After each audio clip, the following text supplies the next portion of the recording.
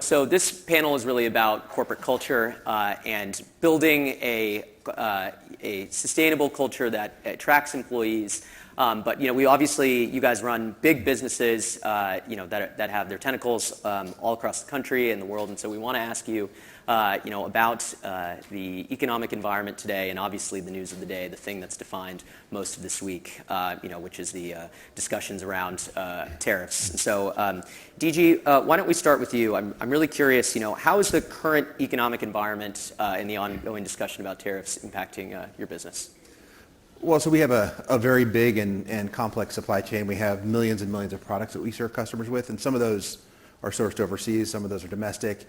What I would say is two things. One is, for us, our job is to make sure we protect service for customers, so we spend most of our time worried about that in these times, and also to make sure we've got an engaged team. So our focus has been there. The other is we've invested very heavily in product information the last few years, and so we know source of supply, we know cost structure, so we're working with our suppliers to understand, depending on where things land, what we have to do and what the right thing to do is. It's very complicated and it changes every single day.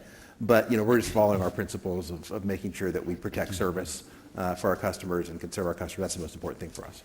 And Tony, I watched an interview with you in which earlier this year, in which you said basically, and I'm paraphrasing here, you said basically, like, besides setting aside the price of eggs, that food prices had largely stabilized. Do you expect to see the price of food go? Do you expect to see it go up? Do you expect specific foods to go up specifically? And I'm really curious what you're seeing so far. Yeah. So it is probably certainly a hot topic so far this week, in particular the tariffs, and everyone's wondering. I got a lot of questions about bananas, which I'm stocking up and filling the coffee pantry. As well. A little bit of coffee, avocados, all those hot topics. So we're seeing that now. We're actually in discussions right now with the folks who do have the source from internationally. And as a food solutions company, our objectives are we want to make sure we keep the costs as low as we can, which means we need to explore other supply chain options in some cases. We are in some cases doing many choices. There's no bananas that grow in the Dakotas or Minnesota or any of those places. So we are going to wind up with higher costs, and we will make sure that we're as transparent about that as possible. But I guess the one thing, though, with all the discussion about the economics, it is I think that we have this existential threat right now about people, and I think that, to me, is for the things like the tariffs will come and go, and there's other issues that we'll deal with. But I'm delighted to be able to participate in this topic today, because I think the people equation is so important. It is a great opportunity, and the risk is that we won't have the people we need to run this great economy here. And the U.S. economy is so amazing. It is so resilient, and the ingredient that we need right now is we need people. We have a declining birth rate. We have an immigration policy that's not very well founded, and we need to get more people's hands involved in this marvel of the U.S. economy. And what we're going to talk about today is how we establish competitive advantage by having great people organizations. But that should not be a zero-sum game. We should find a way to have policies where all of us can get more people involved in this marvel of our country. Absolutely. And DG, one of the things that you guys have done to get people involved. With Grainger, you have 26,000 employees, you were telling me backstage. You guys in 2019 rolled out something called the Grainger Edge. Can you explain what that is? Sure. It's like many companies, we wanted to have a placeholder for what we think is important in terms of how we work with each other, how we work with our suppliers and our customers.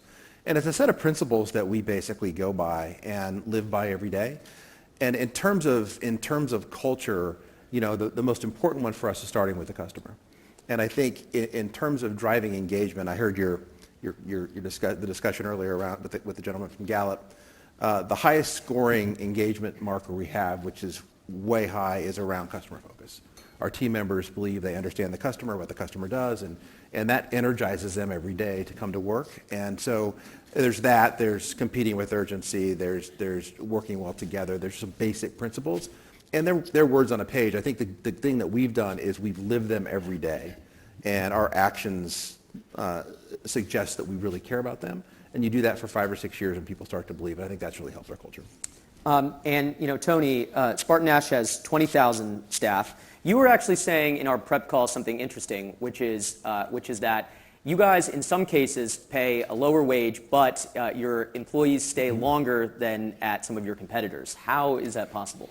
Well, it's part of this whole equation about making people feel like they belong and are engaged. And I think if you think about the fundamentals at work, we've talked a lot this week. I've heard a lot of people talking about the no regrets bet. And I think there's no better no regrets bet than people, as DG just articulated.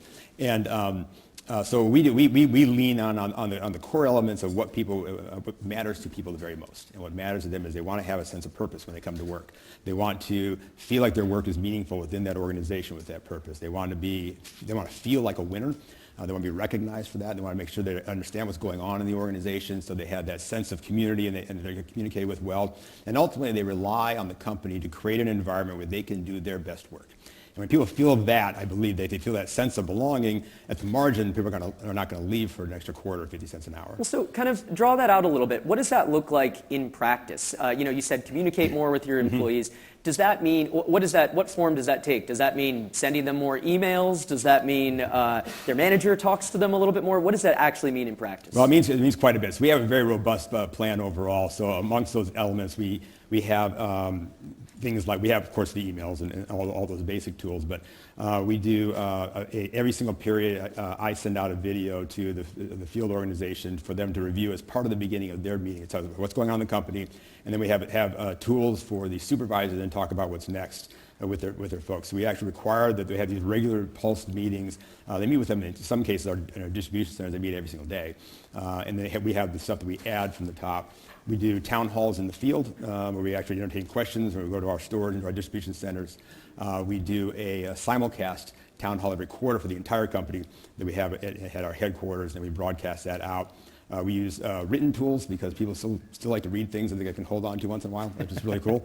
And so we have written publications we send out, and a great many others. So we use a term, it's not the most elegant term, but this idea about carpet bombing the organization with communication.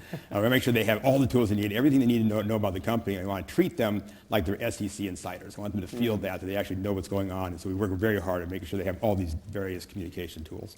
And DG, I'm really curious, what do you think is the most common mistake that you see your competitors make that you guys don't when it comes to workplace culture? Yeah, we have so many competitors, I'm not sure I'm going to be able to answer that directly. I think the most important thing that we do for culture, I think, though, and it goes to communication, is we have been very clear that the value creation for our company happens at the customer side. So getting out in the field, there's an expectation for executives to not be in the office all the time. You've got to go visit customers. You've got to go visit team members.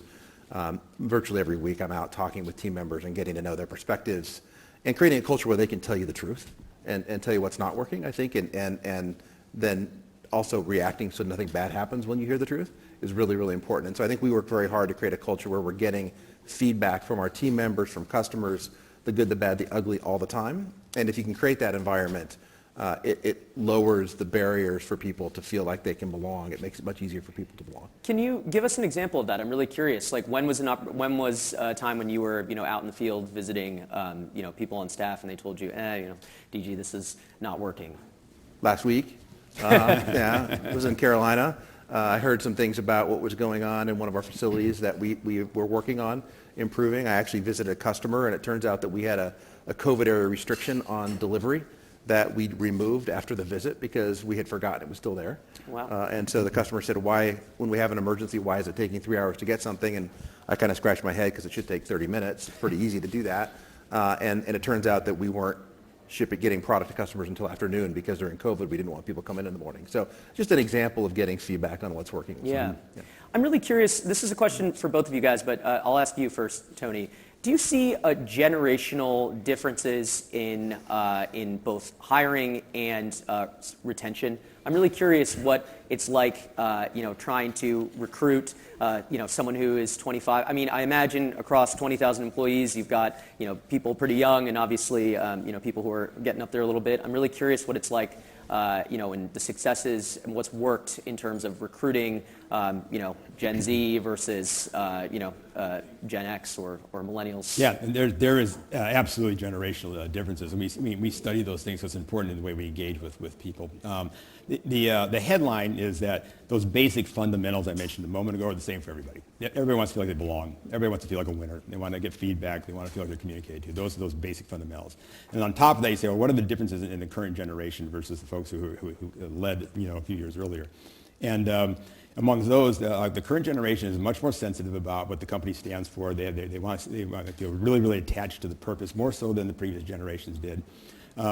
They're increasingly, interestingly, they're really intensely curious on knowing and seeing a visible leadership team, a visible CEO. Much more so than they would have been a generation ago, and that matters more to them because I think they're trying to cobble together a sense of this is what I do. I like this. This purpose makes sense to me, and they want to feel like that belonging in a way that's a little bit different than the previous generations.